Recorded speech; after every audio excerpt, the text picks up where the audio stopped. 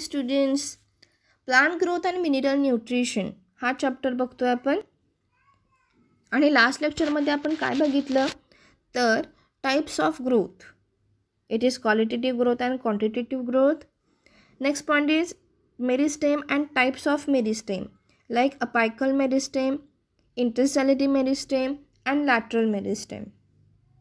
आणि त्यानंतर जो आपण लास्ट आणि इम्पॉर्टंट पॉईंट बघितला होता तो आहे phase of cell division, phase of elongation and phase of maturation. ठीक आहे. आता बघा कोविड-19मुळे आपल्या गव्हर्नमेंटने या सिलेबसमधला काही पॉईंट या वर्षीसाठी डिलीट केलेला आहे. ठीक आहे. आणि ते पॉईंट कोणते आहेत याची मी तुम्हाला इमेज दाखवते, लक्ष द्या. तर बघा plant growth, phases of growth, condition of growth 7.1 to 7.13 पर्यंत हे जे पॉईंट आहेत हे आपल्या सिलेबसमधून या वर्षीसाठी डिलीट झालेले आहेत. मग राहतो कोणता पॉईंट तर तो आहे प्लांट हार्मोन 7.9. ठीक आहे. And it is a soul of syllabus. ठीक आहे का. पण प्लांट ग्रोथ आणि त्याच्यानंतर फेजेस ऑफ ग्रोथ हे जे काही 2 पॉईंट आहेत हे इम्पॉर्टंट आहेत हार्मोनच्या ॲक्टिव्हिटी समजण्यासाठी. आणि त्यासाठी आपण लास्ट लेक्चरला हे 2 पॉईंट कव्हर केले. तर चला आपण आता आपल्या सिलेबसला सुरुवात करूया. आणि तो पॉईंट आहे प्लांट हार्मोन. तर बघा हार्मोन म्हणजे काय. The hormones are chemical messengers that are secreted by plants or animals that function is to regulate the physiological activities of the living organism. ठीक आहे. तर हे जे काय हार्मोन्स आहेत ते काय करतात तर बॉडीमध्ये सिक्रेट होतात, त्यांना ट्रान्सपोर्ट केलं जातं टार्गेट ऑर्गनपर्यंत आणि त्यानंतर ते काय करतात फिजिओलॉजिकल ॲक्टिव्हिटीज मेंटेन करतात. आता प्लांटमधल्या फिजिओलॉजिकल ॲक्टिव्हिटीज कोणत्या कोणत्या तर सेल इलॉंगेशन, त्याच्यानंतर formation of fruit, formation of flower, त्याच्यानंतर डिफॉलिफिकेशन. या ज्या काही गोष्टी आहेत या कुणामुळे होतात तर बिकॉज ऑफ हार्मोन्स. ठीक आहे. तर बघा ही जी टर्म आहे हार्मोन ही पहिल्यांदा कुणी यूज केली तर स्टार्लिंग या सायंटिस्टने काही एक्सपेरिमेंटनी हे प्रूव्ह केलं की अशा काही ॲक्टिव्हिटीज किंवा असे काही सिक्रेशन ॲनिमल आणि प्लांट्स बॉडीमध्ये होत असतात की ज्याच्यामुळे ग्रोथ अफेक्ट होत असते. ठीक आहे. तर स्टार्लिंग या सायंटिस्टला व्यवस्थित लक्षात ठेवायचं हू यूज द टर्म हार्मोन. ठीक आहे. त्याच्यानंतरचा जो पॉईंट आहे तो आहे ग्रोथ हार्मोन्स किंवा ग्रोथ रेग्युलेटर्स. ठीक आहे. तर बघा हार्मोन्स नेहमी ग्रोथच करतात असं नाही. काही हार्मोन्स ग्रोथ इनिबिट करतात, काही मॉडिफाय करतात. पण पर्टिक्युलर ग्रोथसाठी रिस्पॉन्सिबल असणारे जे काही हार्मोन्स आहेत त्यांना आपण ग्रोथ रेग्युलेटर्स किंवा ग्रोथ हार्मोन्स असं म्हणतो. सिम्पल डेफिनेशन आहे बघा. The hormones which are related to the growth are known as growth hormones or growth regulators. ठीक है. And the function of the growth regulators are to promote or to inhibit or you can say to regulate the growth. ठीक आहे. Growth promote करणं म्हणजे काय तर sale elongation किंवा size किंवा जे काही विड्थ आहे प्लांटची ती इन्क्रीज करणं. आणि इनिबिट करणं म्हणजे काय तर ग्रोथ थांबवणं, सेल डिव्हिजन थांबवणं. ठीक आहे. तर बघा प्लांट्सचे जे काही इम्पॉर्टंट हार्मोन्स आहेत त्याच्या 2 कॅटेगरीज आहेत. त्या 2 कॅटेगरीज कोणत्या तर ग्रोथ प्रमोटर्स अँड इनिबिटर्स. ठीक आहे. हे ग्रोथ प्रमोटर्स कोणते कोणते किंवा त्यांचे एक्झाम्पल काय काय तर ऑक्झिन, जिब्रेलिन अँड सायटोकायनिन. हे 3 हार्मोन्स प्लांटच्या ग्रोथसाठी अतिशय इम्पॉर्टंट आहेत. आणि ग्रोथ इनिबिटर्स म्हणजे जे काय करतात ग्रोथला थांबवतात, सेल इलॉंगेशन आणि सेल डिव्हिजन थांबवतात. असे 2 इम्पॉर्टंट हार्मोन्स कोणते तर इथिलीन अँड ॲब्सॅसिक ॲसिड. ठीक आहे. तर बघा इथे तुम्हाला 3 सायंटिस्ट दिलेत आणि त्यांची डिस्कवरी दिलेली आहे या 3 सायंटिस्टला आणि त्यांची डिस्कवरी व्यवस्थित लक्षात ठेवायची. पहिले 2 सायंटिस्ट आहेत ज्यांनी एकत्र काम केलं आणि ते दोघे आहेत थायमन अँड पिनकस. आणि या दोघांनी काय सांगितलं तर plant hormones are organic substances. Okay, these are organic substances and produced naturally in higher plants. And those hormones are responsible for all physiological activities in the plants. ठीक आहे. थायमन आणि पिनकसने काय सांगितलं तर hormones are nothing but organic substances and those organic substances are responsible for physiological activities. आता हे physiological activities कोणत्या तर मी तुम्हाला आत्ता सांगितलं तर formation of fruit, formation of flower, cell elongation. ठीक आहे. त्याच्यानंतर काही वेळेला प्लांट्सच्या जो काही लीफ असतात त्यांचा कलर चेंज होतो बघा. तर हा जो कलर चेंजिंगची जी प्रॉपर्टी आहे ही कुणामुळे होते तर it is also because of hormones. या सगळ्या ॲक्टिव्हिटीज कुणामुळे होणार आहेत तर हार्मोन्समुळे होणार आहेत. हे कुणी सांगितलं तर थायमन अँड पिनकस. आणि दुसरा जो इम्पॉर्टंट सायंटिस्ट आहे त्यांनी काय सांगितलं हार्मोन्स प्लांट जे काय हार्मोन्स आहेत हे कशा थ्रू ट्रान्सपोर्ट होतात तर फ्लोएम पॅरेन्कायमा टिश्यूज. फ्लोएम पॅरेन्कायमा टिश्यूच्या मदतीनं एका ठिकाणी सिक्रीट झालेला जो काही हार्मोन आहे हा थ्रूआउट द प्लांट बॉडी पसरवला जातो. जसं की ह्युमन बिईंगमध्ये ज्या वेळेला ग्लँड सिक्रिशन करतात त्यावेळेला ब्लड थ्रू वेसल्स काय करतात ब्लड वेसल्स काय करतात तर थ्रूआउट द बॉडी हार्मोन्सना सर्क्युलेट करतात. पण प्लांटकडे तर अशी सिस्टीम नाही आहे. मग ते काय करतात तर फ्लोएम पॅरेन्कायमा टिश्यूज वापरतात ट्रान्सपोर्टेशनसाठी. ठीक आहे. थायमन पिनकसची डिस्कवरी लक्षात आली आणि फिलिप्सची लक्षात आली. फिलिप्सने काय सांगितलं तर phloem parenchyma tissues are responsible for transportation of organic substances or plant hormones. बरं इथे आणखी एक गोष्ट लक्षात ठेवायची. प्लांट हार्मोन्सना आणखी एक दुसरा वर्ड आहे तो आहे फायटो हार्मोन्स. ठीक आहे. ज्यावेळेला तुम्हाला क्वेश्चन विचारले जातील त्यावेळेला अजिबात कन्फ्यूज व्हायचं नाही आहे. फायटो हार्मोन्स आणि प्लांट हार्मोन्स या दोघांचं मिनिंग सेम.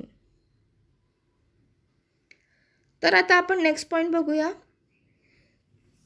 तो आहे हार्मोन ऑक्झिन. ठीक आहे. तर ऑक्झिन बघा काय असतो तर ऑक्झिनचं मिनिंगच असं आहे टू ग्रो. ठीक आहे. तर ह्या ऑक्झिनला पहिल्यांदा डिस्कवर कोणी केलं तर J.W. वेंट. J.W. वेंट या सायंटिस्टने पेलाग्रा झालेला जो पेशंट होता त्याच्या युरिनपासून ऑक्झिन सिंथेसाइज केला फर्स्ट टाईम. ठीक आहे. पेलाग्रा म्हणजे असा डिसीज असतो जो विटॅमिन B3च्या कमतरतेमुळे होतो.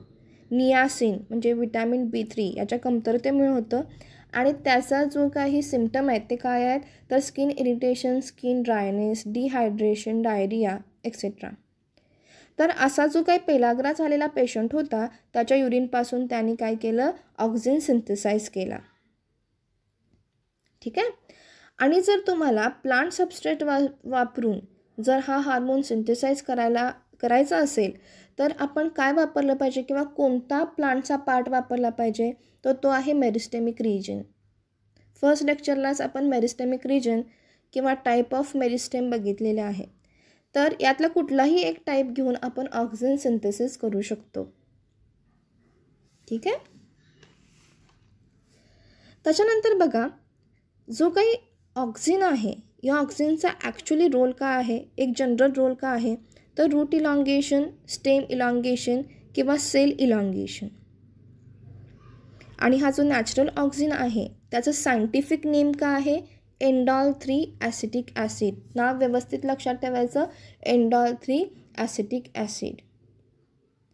And the important point is tryptophan. Tryptophan is a primary precursor for synthesis of indole 3 acetic acid. तर प्रायमरी प्रिकर्सर म्हणजे काय तर ज्या वेळेला ट्रिप्टोफॅन सिक्रेट होतो तर तो काय करतो हा ट्रिप्टोफॅन इंडॉल 3 ॲसिटिक ॲसिडला सिंथेसाइज करायला स्टिम्युलेट करतो. ठीक आहे. म्हणजे पहिला तर ट्रिप्टोफॅन सिक्रेट होणार आणि मग ऑक्झिन सिक्रेट होणार आणि ऑक्झिनचं सायंटिफिक नेम काय इंडॉल 3 ॲसिटिक ॲसिड. ठीक आहे. त्याच्यानंतर हा जो काय ऑक्सिन आहे तो काय करतो, it show polar transport and basipetal transport in stem. आता हे पोलर ट्रान्सपोर्ट आणि बेसिपिटल ट्रान्सपोर्ट म्हणजे काय बघा, तर स्टेम जो आहे त्याचा टिप जो आहे, मेरिस्टेमिक रिजन जो आहे, तिथे सेल इलॉंगेशन होत असतं आणि तिथून हे जे ऑक्सिन आहे ते सिक्रीट होत असतं. हे सिक्रीट झालेलं ऑक्सिन फोएन पॅरेन्कायमा टिश्यूच्या मदतीनं थ्रूआउट द बॉडी प्लांटच्या पसरलं जातं. मग ह्याचं ट्रान्सपोर्टेशन सिस्टीम जी आहे ही कशी आहे, तर टॉप टू बॉटम. आणि यालाच आपण दुसऱ्या भाषेत काय म्हणतो, तर पोलर ट्रान्सपोर्ट, बेसिपिटल ट्रान्सपोर्ट. ठीक आहे. आता हे झाले नॅचरल ऑक्सिन. एंडॉल 3 ॲसिटिक ॲसिड हा झाला नॅचरल. आता सिंथेटिक ऑक्सिन जो आहे त्यांना 3 वेगवेगळ्या नावांनी ओळखलं जातं बघा, किंवा त्याचे 3 टाईप आहेत असं तुम्ही म्हणू शकता. तर ते कोणते कोणते, तर एंडॉल ब्युटारिक ॲसिड ज्याला IBA म्हणतात. त्याच्यानंतर दुसरा जो टाईप आहे तो आहे नॅफ्थॅलिन ॲसिटिक ॲसिड. आणि जो तिसरा टाईप आहे तो आहे 2,4-D फिनॉक्सी ॲसिटिक ॲसिड. ठीक आहे. हे काय आहेत, आर्टिफिशियल ऑक्सिन्स जे मॅनमेड आहेत. ठीक आहे का. आता आपण जो पॉईंट बघणार आहे तो आहे physiological effects and application of auxin. तर पहिला रोल जो आहे ऑक्सिनचा तो आहे सेल एनलार्जमेंट. ठीक आहे. तर ऑक्सिन सेल एनलार्जमेंटला स्टिम्युलेट करतो इन हायर प्लांट्स. त्याच्यानंतर बघा, in most of the higher plants growing apical bud inhibit the growth of lateral bud and this is known as apical dominance. ठीक आहे. तर अपायकल बर्ड जो आहे प्लांटचा तो काय करतो, लॅटरल बर्डची ग्रोथ इनिबिट करतो. आणि याच प्रॉपर्टीला आपण अपायकल डॉमिनन्स असं म्हणतो. आता मला इथं तुम्हाला एक डायग्राम दाखवायची आहे म्हणजे ह्या दोघांमधला तुम्हाला डिफरन्स समजेल. तर बघा, हा जो अपर मोस्ट बर्ड जो आहे त्याला आपण अपायकल बर्ड म्हणतो. आणि हे जो 2 फांद्यांमध्ये किंवा 2 लीफच्या मध्ये जे बर्ड्स असतात त्याला काय म्हणतो आपण, लॅटरल बर्ड. जनरली हा जो अपायकल बर्ड जो आहे हा लॅटरल बर्डपेक्षा जास्त ग्रो होतो. याचं रिझन असं की सनलाईट त्यांना डायरेक्ट मिळते ह्या बाकीच्या सगळ्यांपेक्षा. ठीक आहे. पण असं होऊन चालणार नाही. प्लांटची थ्रूआउट द ग्रोथ जी आहे ती इक्वल झाली पाहिजे. आणि ह्या फिनॉमिननला म्हणजे अपायकल बर्ड वाढणं आणि डॉमिनंट लॅटरल बर्ड कमी वाढणं, याच प्रॉपर्टीला आपण काय म्हणतो, तर अपायकल डॉमिनन्सी. ही अपायकल डॉमिनन्सी होऊ नये म्हणून ऑक्सिन मदत करतो. ठीक आहे. सो पहिलं फंक्शन काय, तर स्टेम इलॉंगेशन. आणि दुसरं फंक्शन काय, तर inhibit growth of apical buds to maintain apical dominancy. Next जो काय फंक्शन आहे तो काय आहे, they are produced in stem, buds and roots and promote their growth. ठीक आहे. नेक्स्ट पॉईंट बघा, auxin promote multiplication of cell. It's promote in cell division and that's why auxin used in tissue culture lab for the experiment of the production of callus. ठीक आहे. तर plant tissue कल्चरमध्ये ज्या वेळेला callus form करायचा असतो, callus is nothing but bunch of cell of the plant. तर हा जो कॅलस जनरेट करायचा असतो या वेळेला आर्टिफिशियल फूड जे प्रोव्हाइड केलं जातं ज्याला आपण मीडिया म्हणतो, या आर्टिफिशियल मीडियामध्ये ऑक्सिन इन्क्लूड केलेलं असतं to enhance the cell division. ठीक आहे. नेक्स्ट वन पॉईंट बघा, it stimulate the formation of lateral and advantageous root. Root जे असतात ह्या रूटच्या इलॉंगेशनसाठी आणि लॅटरल आणि ॲडव्हान्टेजियस रूट फॉर्म करण्यासाठी सुद्धा ऑक्सिन वापरलं जातं. नेक्स्ट जो इम्पॉर्टंट पॉईंट आहे जो नेहमी फिलिप्सला विचारतात तो बघा, काही सिंथेटिक हार्बिसाइड्स आहेत म्हणजे जे तणनाशक आहे ज्याला आपण मराठीत तणनाशक म्हणतो. तर हे जे काही तणनाशक आहे हे सुद्धा काही टाईपचे ऑक्सिन्सच आहेत जे काय करतात, डायकॉटिलिडॉनस हार्प जे आहेत त्यांना त्यांची ग्रोथ काय करतात, इनिबिट करतात. आणि त्यामुळे मोनोकॉटिलिडॉनस सीड जे आहेत किंवा प्लांट्स जे आहेत हे व्यवस्थित ग्रो होतात. मग असा जो काही ऑक्झिन आहे तो कोण आहे? 2,4-D dichlorophenoxy acidic acid. It kills dicot weeds without affecting monocot crop plant. ठीक आहे, इथं मला हायलाईट करावीशी वाटते, हा पॉईंट अगदी लक्षात ठेवायचा आहे. 2,4-D dichlorophenoxy acetic acid. It is used as herbicides which affect herbs without affecting monocot crop. ठीक आहे. नेक्स्ट पॉईंट बघा काय आहे. तर जे पार्थेनोकार्पिक फ्रूट असतात म्हणजे सीडलेस फ्रूट जे असतात, या सीडलेस फ्रूटला प्रोड्यूस करण्यासाठी सुद्धा त्या प्लांट्सना ऑक्झिनचा डोस दिलेला असतो. ठीक आहे, तो हा पॉईंटसुद्धा व्यवस्थित लक्षात ठेवायचा. To produce seedless fruit. त्यानंतर बघा, auxin promote cell division in cambium and also cause early differentiation of xylem and phloem tissues. तर जे काही प्लांटचा ट्रंक असतो त्याच्यामध्ये कॅम्बियम असतो, कॅम्बियम टिश्यूज असतात आणि या कॅम्बियम टिश्यू ज्या वेळेला मॅच्युअर होतात त्यावेळेला त्यांचं डिफरन्शिएशन होतं. त्यांच्यापासून झोएम किंवा फोएम असे 2 टाईपचे टिश्यूज जनरेट होतात. तर झोएम आणि फोएम टिश्यूजच्या लवकर फॉर्मेशनसाठी, अर्ली डिफरन्शिएशनसाठी आपण काय करू शकतो, तर प्लांट्सना ऑक्झिनचा डोस देऊ शकतो.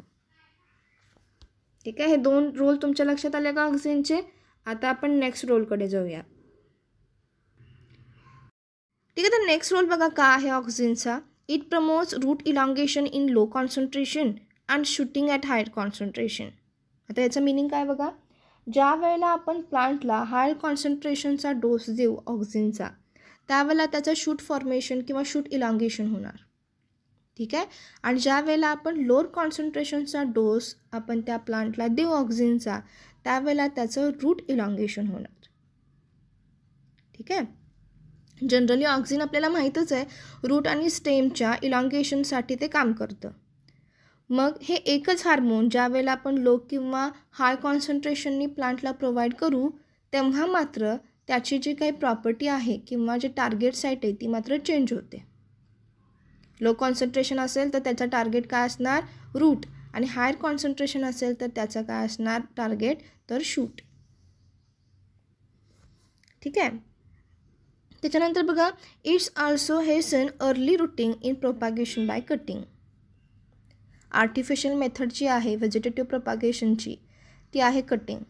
जसं की आपण रोज वगैरे जे प्लांट्स आहेत ते त्याचे स्टेम कट करून मग जमिनीमध्ये सो करतो. तर ज्यावेळेला आपण सो करतो त्यावेळेला जर आपण त्याला ऑक्झिन प्रोव्हाइड केला तर त्याचं रूटिंग जे आहे ते फास्ट प्रोपाग्युलेट होतं, चांगलं होतं. ठीक आहे, त्याच्यानंतरचा जो नेक्स्ट पॉईंट आहे फोलियर स्प्रे. आता हे काय आहे बघा, तर फोलियर स्प्रे म्हणजे foliar feeding is a technique of feeding of plant by applying liquid fertilisers और liquid hormones directly on leaves. ठीक आहे, तर लिची आणि पायनॅपल हे जे फ्लॉवर्स असतात त्याच्यावरती नॅफ्थॅलिन ॲसिटिक ॲसिड आणि 2,4-D यांचे स्प्रेड करतात डायरेक्टली लिव्जवरती. लिव्जवरती ज्या स्टोमॅटा असतात ह्या स्टोमॅटा काय करतात तर हे जे काही लिक्विड आहे हे ॲब्सॉर्ब करतात आणि त्यामुळे जे काही मोहर आहे किंवा जे फ्लॉवरिंग आहे हे गळून पडू नये आणि त्याचे फ्रूट्स चांगले व्हावेत याच्यासाठी हे NAD आणि त्याच्यानंतर नॅफ्थॅलिन ॲसिटिक ॲसिड 2,4-D हे मदत करत असतं. ठीक आहे, तर फोलियर स्प्रे म्हणजे काय आलं, foliar spray is nothing but the spray or the liquid fertiliser which is directly spray on the leaves of the plant. ठीक आहे, नेक्स्ट वन बघा, it is also help in prevent premature fruit dropping and prevention of formation of abscission layer. ठीक आहे, premature fruit dropping auxin होऊ देत नाही. आणि ॲब्सेशन layer म्हणजे काय बघा, तर नॅचरली ज्या वेळेला फ्रूट मॅच्युअर होतात त्यावेळेला ते खाली पडतात किंवा लिव्स खाली पडतात, तर ॲब्सेशन लेअरमुळे हे सगळं होत असतं. हा ॲब्सेशन लेअर लवकर तयार होऊ नये म्हणून ऑक्सिन प्रोव्हाइड केलं जातं. सो एकंदरीत ऑक्सिनचा रोल काय आहे? Auxin play important role in cell elongation and it is also increase the rate of respiration. ठीक आहे. आणि आणखी एक शेवटचा महत्त्वाचा रोल जो आहे ऑक्सिनचा तो काय आहे? Auxin break dormancy in seed and promote quick germination. ठीक आहे. सीड ज्या वेळेला जमिनीमध्ये सो केली जाते, ज्या वेळेला त्याची डॉर्मन्सी जे असतं, जे ओपनिंग असतं ज्याच्यामधून प्युम्यूल फॉर्म होतो, हा प्युम्यूल लवकर फॉर्म व्हावा किंवा त्याची डॉर्मन्सी ब्रेक व्हावी म्हणून काय करत असतो? ऑक्सिन मदत करत असतो. So auxin is also help in seed germination. Agent orange हा जो पॉईंट आहे हा आपण आता जाता जाता कवर करूया डू यू नो मधला. तर बघा, mixture of 2 phenoxy herbicides is ester form 2,4-D and 2,4. त्याच्यानंतर 5T, it is also known as dioxin, is known as great orange agent used in Vietnam war for defoliation of forest. ठीक आहे. Agent orange हे जे काही आहेत mixture, हे काय आहे तर मिक्सचर ऑफ ऑक्सिन. मग ते 2,4-D असू दे, 2,4 असू दे किंवा 5T असू दे, हे काय करतात? डिफॉलिफिकेशन ऑफ फॉरेस्ट करतात. म्हणजे जर फॉरेस्टला किंवा त्या झाडांना आपण हे मिक्सचर प्रोव्हाइड केलं तर त्याची जी काही पानं आहेत ही गळून पडतात. म्हणजे एकंदरीत मिलिटरीसाठी, आर्मीसाठी हा एक इम्पॉर्टंट पॉईंट आहे. कारण खूप झाडे असलेल्या ठिकाणी शत्रू कुठे लपून बसला हे दिसत नाही. तर लांबून आपलं त्यांच्याकडे लक्ष जावं, आपली max to max site cover व्हावी, यासाठी एजंट ऑरेंज वापरलं जातं. एजंट ऑरेंज ज्या वेळेला तुम्ही झाडांना प्रोव्हाइड करता तेव्हा त्याचं काय होतं? डिफॉलिफिकेशन. ठीक आहे. पानं गळून पडतात. सो फिलअपसाठी एजंट ऑरेंज लक्षात ठेवायचं. आणि त्याच्यानंतर नेक्स्ट लेक्चरला हे बाकीचे 2 इम्पॉर्टंट हार्मोन्स आहेत, जिब्रेलिन आणि सायटोकायनिन, हे वाचून यायचं. ठीक आहे. तर चला उद्या भेटूया. बाय.